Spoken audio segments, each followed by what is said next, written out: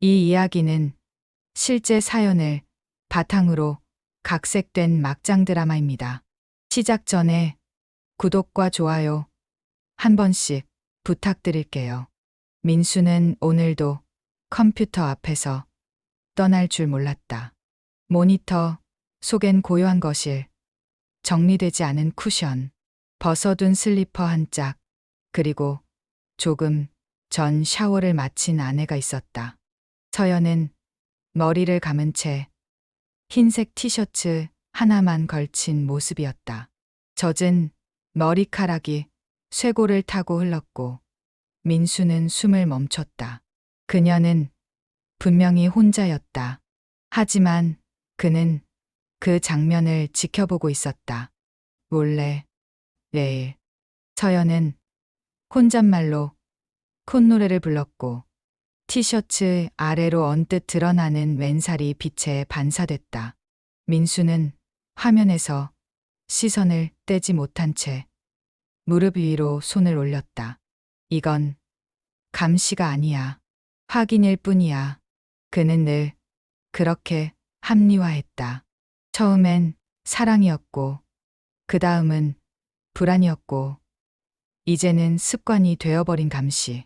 그러나 그 시선 속엔 단순한 소유욕 외에도 말 못 할 감정이 흐르고 있었다. 욕망이었다. 사랑이 식은 순간에도 꺼지지 않는 그 끈적한 감정. 민수가 서연을 마지막으로 아는 건 언제였던가. 그는 기억조차 나지 않았다. 아니, 기억은 있었지만 꺼내고 싶지 않았다. 그날 밤 서연은 침대 위에서 등을 돌리고 있었다. 민수의 손끝이 그녀의 옆구리를 스칠 때 서연은 조용히 말했다. 하지 마. 민수는 멈췄다. 그녀의 말투엔 무서움도 분노도 없었다. 단지 아무것도 느끼지 못하는 사람의 말투였다. 그 침묵이 더 아팠다. 욕망은 있었고 사랑도 있었다. 하지만 그는 더 이상 허락되지 않은 손이었다. 그날 이후 민수는 그녀를 건드리지 않았다. 대신 관찰했다. 그녀의 시선, 손짓, 입꼬리의 각도, 외출복의 소재, 모든 것이 정보를 품고 있다고 믿었다. 그는 눈으로 그녀를 껴안고 카메라로 그녀를 소유했다. 그 욕망은 침대로 향하지 않고 하드디스크 속에 쌓여갔다. 민수는 어느 날 서연의 세탁 바구니를 뒤졌다. 그건 더 이상 이상한 행동이 아니었다. 그에겐 생존이었다. 속옷 위에 흘러내린 향수 냄새. 그는 그 향기를 코끝에 가져다 대며 눈을 감았다. 그녀는 그걸 언제부터 뿌렸을까? 민수가 몰랐던 향기. 서연이 모르는 남자를 만났을 때만 나는 향기. 그는 옷감 사이로 묻어난 미세한 냄새를 읽고 있었다. 어떤 차를 탔는지, 어떤 식당에 갔는지, 누가 그녀를 만졌는지, 모든 정보는 그녀의 피부에 남아 있었다. 그리고 그는 그 흔적 속에서 자신이 더 이상 그녀의 남자가 아니라는 것을 깨달았다. 진실은 항상 우연한 실수처럼 찾아온다. 민수가 서연의 아이패드에 남겨진 사진을 본 것도 단순히 배터리를 충전하려다 발견한 숨김 폴더 때문이었다. 사진 속 서연은 다른 남자의 무릎 위에 앉아 있었다. 한 손엔 와인잔, 다른 손은 남자의 셔츠 깃을 잡고 있었다. 그리고 그 남자, 진호였다. 민수의 가장 친한 친구, 결혼식 주례를 섰던 사람, 함께 가족 여행을 갔던 그 진호. 민수는 손끝이 얼어붙는 걸 느끼며 사진을 넘겼다. 수영장, 침대, 욕실 거울에 비친 실루엣. 서연은 그 남자 앞에서 민수에게 단 한 번도 보여준 적 없는 표정을 짓고 있었다. 그 순간 민수의 입술에서 이상한 탄성이 새어나왔다. 웃고 있네. 그날 밤 민수는 모니터를 껐다. 카메라를 통해 바라보던 그녀는 더 이상 그녀가 아니었다. 아니, 그는 처음부터 잘못 보고 있었던 것일지도 모른다. 그녀는 감시당하는 존재가 아니라 스스로를 보여주고 있던 존재였다. 민수가 관음자라면 서연은 연출자였다. 그녀는 모든 것을 알고 있었고 민수의 시선을 즐기고 있었던 건 아닐까. 민수는 거실로 나와 몰래 서연의 노트북을 열었다. 열리지 않던 폴더가 있었다. 열자마자 채팅창이 열려 있었다. 그 사람 또 날 지켜봤어. 샤워하는 내 모습까지. 흥분되지 않아? 그런 미친놈이 널 탐하고 있다는 거. 난 그 시선에 익숙해졌어. 오히려 편해 아무것도 안 느끼니까. 민수는 손끝이 떨리는 걸 느꼈다. 그녀는 알고 있었다. 모든 감시를, 모든 집착을, 모든 욕망을, 그리고 그걸 놀이처럼 즐기고 있었다. 메일함에 도착한 의문의 첨부 파일. 민수는 마우스를 올리고 클릭했다. 제목 당신도 피해자입니다. 수진이었다. 진호의 아내, 서연의 절친. 사진 몇 장이 첨부돼 있었고 그 아래는 단 한 줄의 짧은 메시지. 그날 밤 난 아이를 잃었습니다. 민수는 손끝이 멈췄다. 사진 속 서연과 진호는 호텔 로비에서 손을 잡고 있었다. 그리고 또 다른 사진에는 수영장에서 서연의 허벅지를 감싸하는 진호. 카메라를 의식하지 않는 나체에 가까운 그들의 자세. 마지막 사진은 병실이었다. 수진의 손목엔 링거가 꽂혀 있었고 병원 팔찌엔 진단명 자연유산이라고 적혀 있었다. 며칠이 지났을까. 민수는 아직도 수진의 사진이 잊히지 않았다. 창백한 병실 조명 아래 링거를 꽂고 누워있는 그녀. 붓기마저 가시지 않은 눈가와 피 한 방울 없이 하얗게 말라있던 입술. 그녀는 분명히 아이를 안고 있었을 것이다. 그리고 그 아이는 진호의 것이었을 것이다. 그 진호가 자신의 아내와 서연과 아무렇지 않게 웃고 있었다. 민수는 그 메일의 마지막 문장을 다시 떠올렸다. 그날 밤 난 아이를 잃었습니다. 감정이라는 게 있다면 그건 참 잔인했다. 서로를 전혀 모르는 두 사람이 같은 사람들 때문에 똑같이 무너지고 있었다. 첫 만남은 너무 조용했다. 수지는 검은색 터틀넥에 코트를 걸친 채 카페로 들어섰다. 민수는 그 모습을 처음 보는 듯, 아니 어딘가 낯익은 듯 바라봤다. 민수 씨 맞죠? 내 수진 씨. 둘은 몇 초간 서로를 바라봤다. 그 사이 눈길이 식지 않은 커피처럼 뜨겁게 가라앉았다. 말보다 숨이 먼저 닿았다. 두 사람 모두 말하지 않아도 이미 알고 있었다. 지금부터 시작되는 대화가 복수의 시작이라는 것을. 수지는 목소리를 낮췄다. 제가 가진 정보는 진호의 계좌, 자산 흐름, 몇 개의 의심스러운 투자처예요. 그중 일부는 서연 씨 명의로 되어 있어요. 민수는 잔을 내려놓으며 고개를 끄덕였다. 우릴 둘 다 그냥 사용한 거네요. 그래서 무너뜨려야 해요. 단순히 욕되게 하는 게 아니라 기반 자체를. 그 말에 민수의 눈빛이 흔들렸다. 수진의 말투는 침착했지만 그 안엔 가시 돋친 절박함이 숨어 있었다. 이 사람도 끝까지 망가진 거구나. 하지만 그 망가짐이 왠지 모르게 위로처럼 느껴졌다. 민수는 수진에게 자신이 수집해둔 자료들을 보여주었다. 서연의 메신저 대화, 클라우드 저장 사진, 호텔 영수증, 녹음 파일.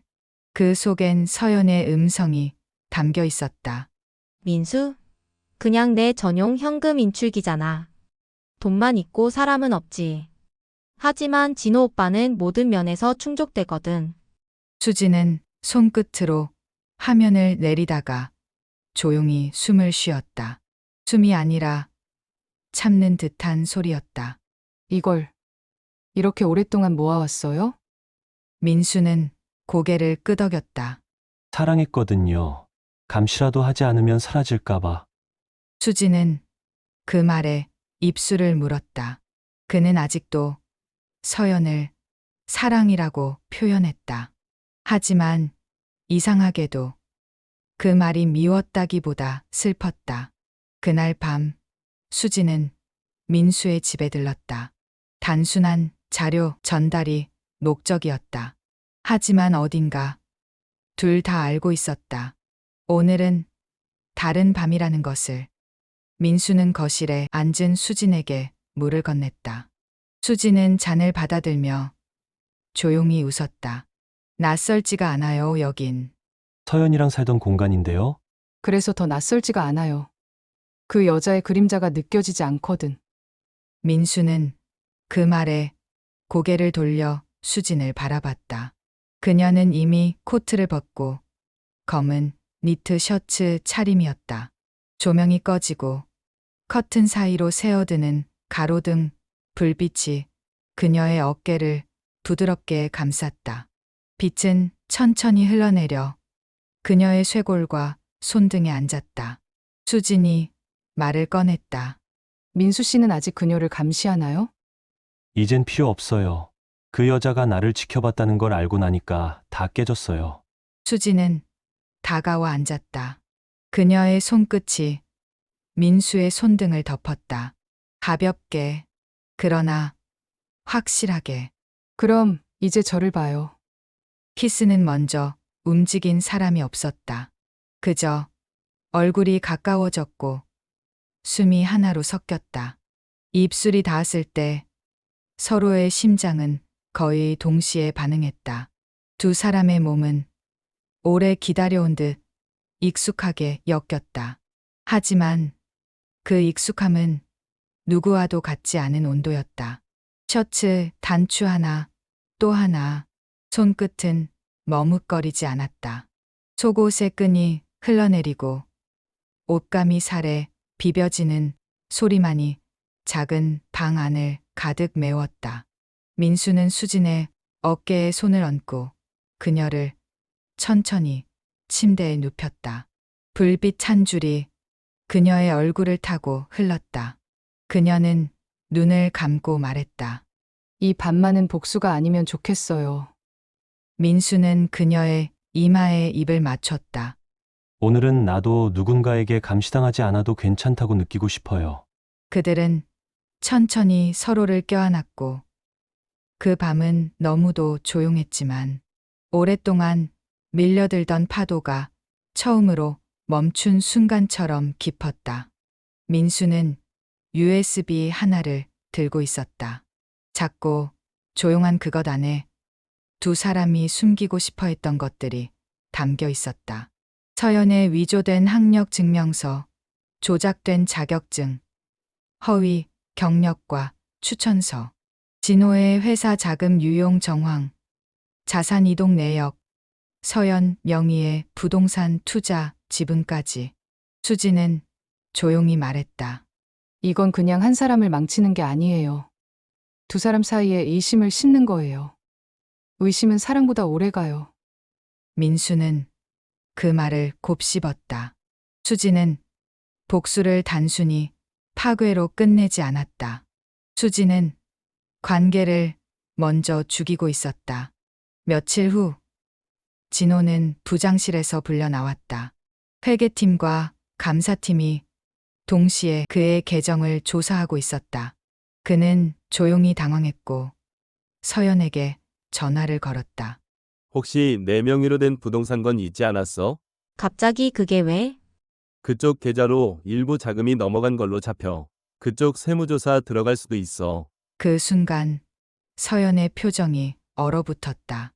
그리고 며칠 후 그녀는 익명으로 회사 익명 게시판에 올라온 자신에 대한 학위 위조 제보를 보게 되었다.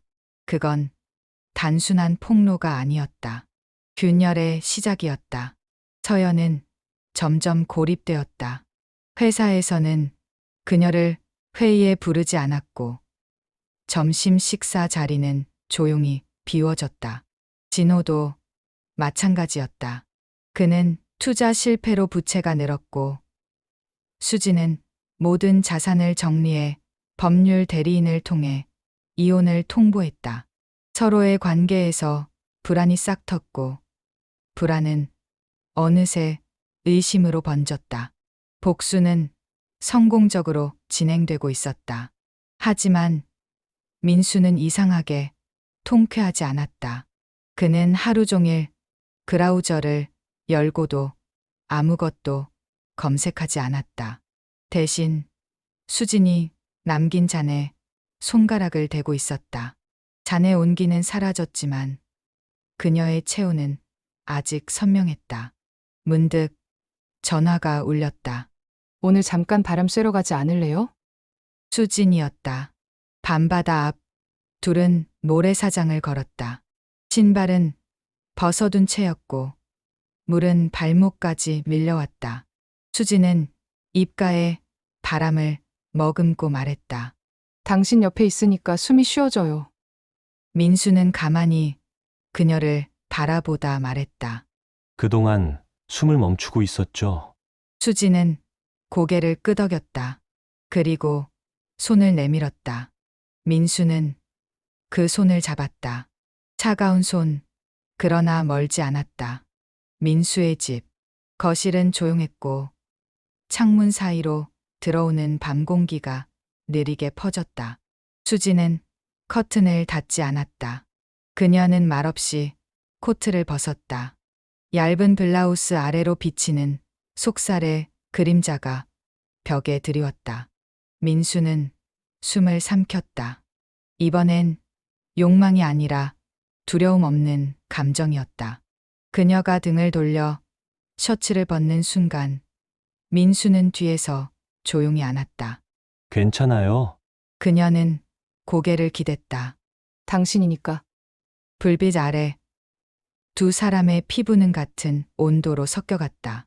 그날 밤 민수는 그녀의 숨소리에 귀를 기울였고 수지는 민수의 손끝에 마음을 열었다. 그들은 침대가 아닌 거실 소파 위에서 서로를 느꼈다. 서로의 눈을 바라보며 서로를 감쌌고 서로를 잊지 않았다. 이건 복수가 아니었다.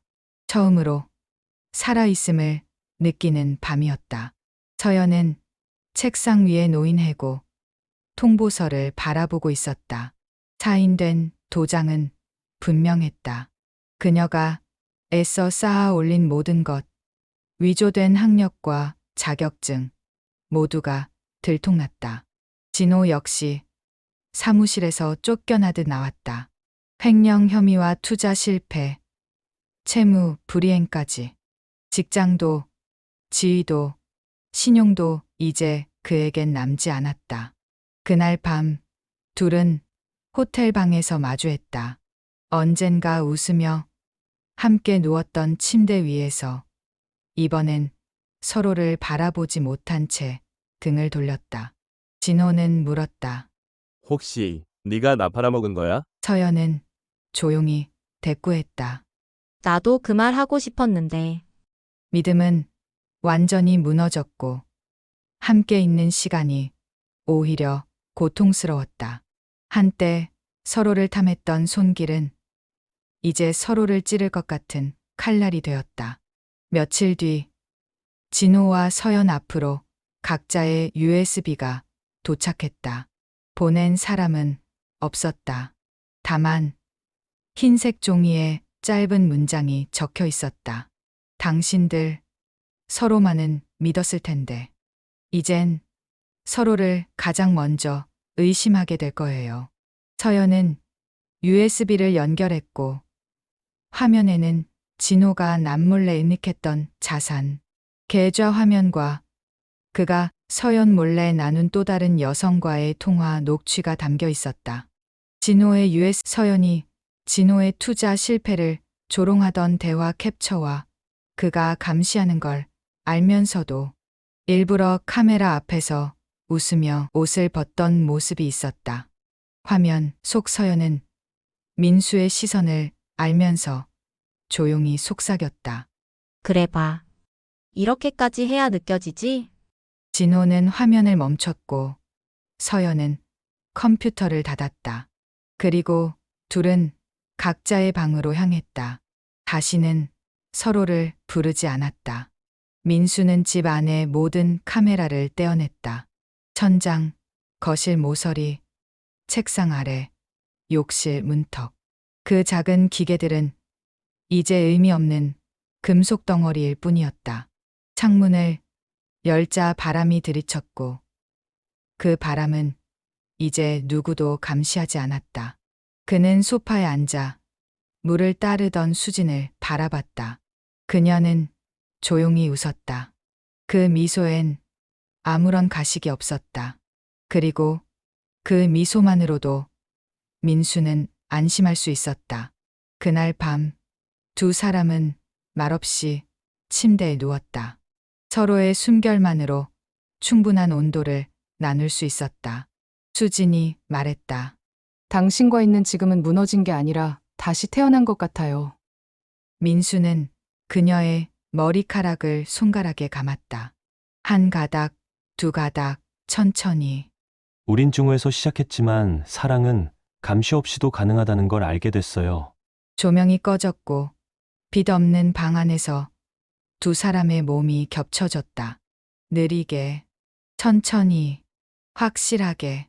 그날 밤은 욕망보다 따뜻했고 사랑보다 더 조용했다. 그들은 서로를 껴안고 오래도록 아무 말도 하지 않았다. 거실 벽 한쪽엔 작은 액자가 걸려 있었다. 커튼 너머 빛이 스며드는 아침. 따뜻한 머그잔 2개. 그리고 그 뒤로 나란히 앉은 두 사람의 뒷모습. 민수는 그 사진을 바라보며 중얼거렸다. 이제는 감시하지 않아도 괜찮을 사람을 만난 것 같아. 여러분이라면 어떻게 했을까요? 댓글로 여러분의 생각을 들려주세요. 그리고 구독과 좋아요는 큰 힘이 됩니다.